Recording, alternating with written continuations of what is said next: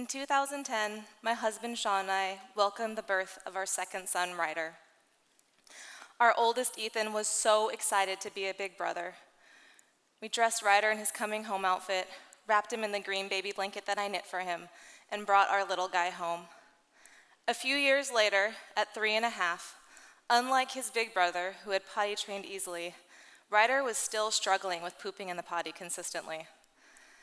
His preschool suggested that we get him a toy that he could work towards. The problem was that I felt like I had no clue what toy would motivate my son. I felt like I had tried everything already. Finally, I decided that I would let Ryder choose anything he wanted. I let him in on my idea when we were at the toy aisles of Target. He looked at me sideways and asked, "Anything I want?" I looked down at my little 3.5-year-old and said, "Sure, anything." To my surprise, he shot right past the aisles with the cars, trucks, and Legos and zeroed in on the girl aisles. As we walked down that first aisle, Ryder's eyes widened while taking in the multitude of dolls. There were dolls with long brown hair and pink sparkly dresses, baby dolls that came with their own bottles so their mommy could feed them, and an Ariel mermaid doll with a tail that really worked in the bathtub. Carefully, he examined each doll. As he neared the end of the aisle, he looked back to make sure I was still following him, and then he turned the corner.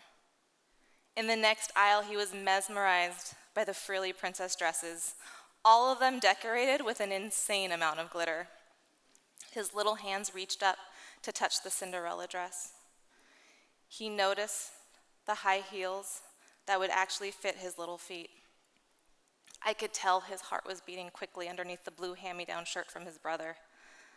My heart was beating quickly too, but for a completely different reason. I glanced around at the other parents in the aisle, wondering what they must be thinking about this obvious boy in the girl aisle. His buzz cut a dead giveaway to his being a boy. I steeled myself for the onslaught of confused stares, furrowed brows, and under-the-breath comments.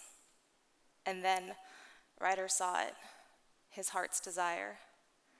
It was a small pink and purple jewelry box with a tiara, pink hand mirror, and a beaded necklace.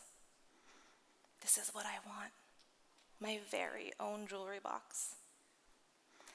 I knelt down next to my son, looked him in the eye, and asked, "Are you sure?" He looked back at me, hugged the jewelry box to his chest, and nodded. And with that, my mom heart broke. I could feel the hot tears just behind my eyes. How could I have missed this for so long? There had been so many signs, and so many times Ryder had tried to tell us. I just hadn't been listening hard enough. Memories from the past year came flooding back. First, the previous summer, when he begged me for a purse, and thinking he was confused, I bought him a backpack. And then the time when I took Ethan and Ryder to see Frozen in the movie theater. At one point, I found Ryder lying on the aisle on his tummy, his feet propped up behind him and his head in his hands. I was shocked with how absorbed he was with the princesses on the screen. A couple months after that, for his 3rd birthday, he asked us for a dollhouse. So we bought him a gender-neutral one, only to find out later that what he really wanted was a pink Barbie dream house. Each of those actions, when taken separately, didn't seem to mean much to me. But when I finally connected them all together, I realized that it was his way of telling us who he really was inside. And now, this jewelry box was a new beginning in our journey together. I knew I had to do something to remember that moment, and that's when I took this picture.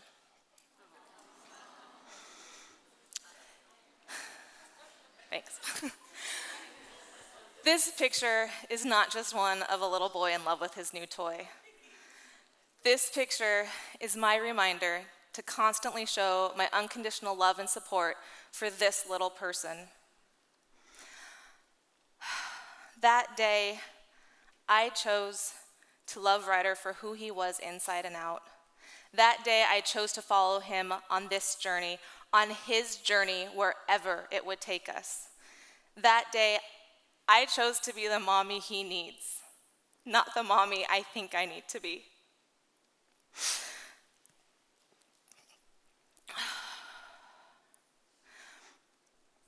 Growing up, I was a tomboy. I played cops and robbers with the boys across the street, and I wouldn't have been caught dead in a dress. I remember being accepted by the other kids in my neighborhood, and now, 30 years later, my son was in a way just like me. Tomboy, pink boy. What's the difference? Why are we so quick to accept a girl who plays cops and robbers and is into sports, yet we find it so difficult to accept a little boy who plays with dolls and is into princesses? I want you to know that my way of thinking didn't change overnight. In fact, a couple weeks after this day at Target, there was another day at Costco. We were picking out Halloween costumes. Ethan was easy. He grabbed the first ninja costume he found. Ryder, after much deliberation, picked out a Rapunzel costume. And you know what I did? I actually stuffed the Rapunzel costume under the seat in the cart and threw Ethan's ninja costume on top. I was so nervous about what other people would think about us, about me. When we finally arrived home, the boys raced to their room to try on their new costumes. Suddenly, the giggle stopped, and I heard Ryder cry out, "This is horrible." I ran down the hallway and opened the door to the room that my boys shared. There I find Ryder on a pile on the carpet, crying. I knelt down beside him. "What's wrong?" He looked up at me through his tears and said, "My crown won't stay put."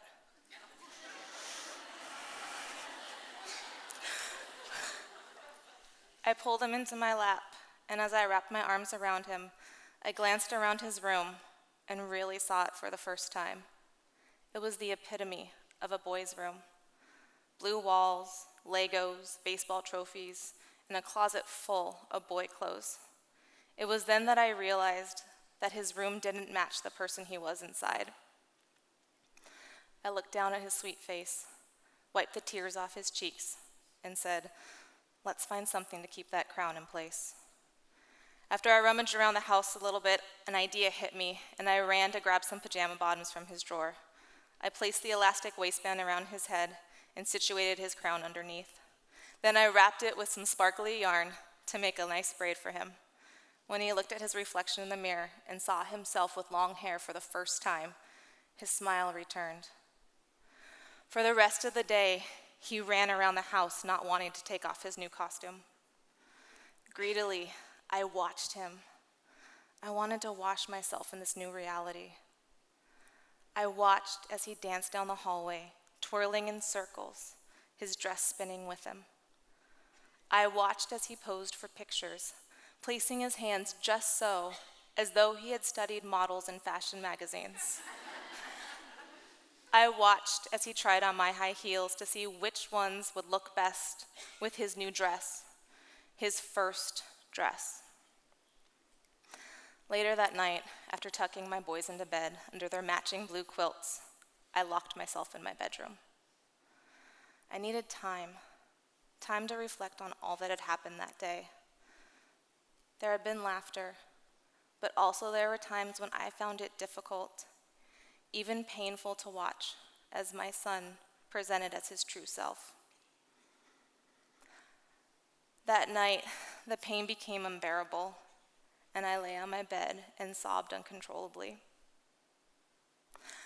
I knew I was losing my son, and deep down there was a part of me that always knew Ryder would leave me. Over the next year, my husband and I watched as Ryder transformed into a confident, gender-creative boy. We found an incredibly supportive therapist who helped us navigate our journey. We also read every book we could find on the subject of gender-expansive youth. One book, The Transgender Child, a handbook for families and professionals, discusses 4 signs that most transgender children share when they're trying to reveal their true identity to their parents and caregivers. When I read the checklist, it was like A mental checklist popped up in my head. First, watch your child's bathroom behavior. Does Ryder pee sitting down? Nope. The next, swimsuit aversion. Does Ryder insist on wearing a girl's bathing suit? No. The third, underwear. Does Ryder prefer girl-cut underwear? Yes. And finally, toys. Does Ryder insist on playing with girl toys? Definitely. We were 2 for 4, and the relief I felt was overwhelming. I was hoping Ryder wasn't transgender. At that point in my journey, being transgender was something that I didn't completely understand. And I thought that to admit that he was transgender would mean he would have a more challenging life than his brother Ethan, and I just wasn't ready to accept that yet. But the more I read, the more I realized that if Ryder truly were transgender and we forced him to live as a boy, it would be detrimental to his own self-acceptance.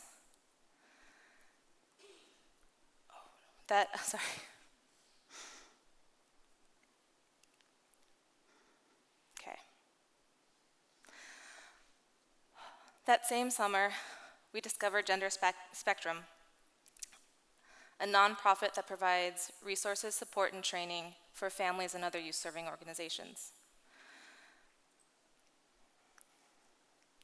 As part of their work, they facilitate parent support groups of parents with gender-expansive youth. During our first experience at Gender Spectrum, we heard stories about all different types of kids. Some who were older than Ryder, some who were younger, some who were gender creative, some who were transitioning, and some who were gender fluid. Our topics of conversation ranged from how parents knew their kids were gender expansive to how parents were navigating with the other kids in their family. Sean and I were so excited to meet families with stories so similar to our own. We felt understood and accepted for the first time. That was also the night we met Nora, and our lives changed. Nora's son had just recently transitioned to living as a girl and had changed her name to Emma. Emma was only a month older than Ryder, and it felt like their lives were on the same path. Emma and I couldn't wait to get the two of them together. Sean and I knew that this first playdate could be a turning point for Ryder in his journey towards understanding his gender identity. From the minute Emma opened the door, they were inseparable. They were reflections of each other, both with dresses and matching short hair. They ran back and forth between Emma's room and the living room, modeling all of Emma's dress-up clothes in her closet. And then it happened. Ryder peeked his head out from the hallway. I looked over and said, "Come on out, Ryder. Let's see what you have on." As he turned the corner, he said, "Look, Mommy, I'm wearing one of Emma's bathing suits." It was a cute girl's two-piece swimsuit. And it was the first time that I saw my daughter as her authentic self. Over the next couple of months, Ryder continually spoke to me about wanting to be a girl when he got older. I was reassured by this. I thought that if he truly were transgender, he would tell me that he wanted to be a girl now, or that he was a girl. I wasn't resisting it out of fear like I had the previous summer. I was resisting it because I wanted Ryder to be the one to lead us in his transition.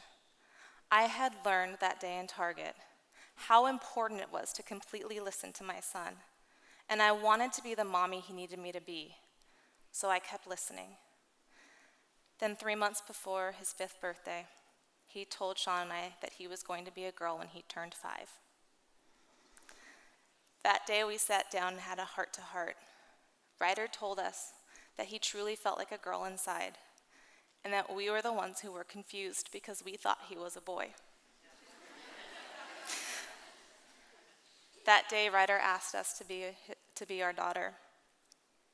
There were tears, but also there were hugs and kisses. That day, we listened to Ryder completely, and we accepted her as our daughter.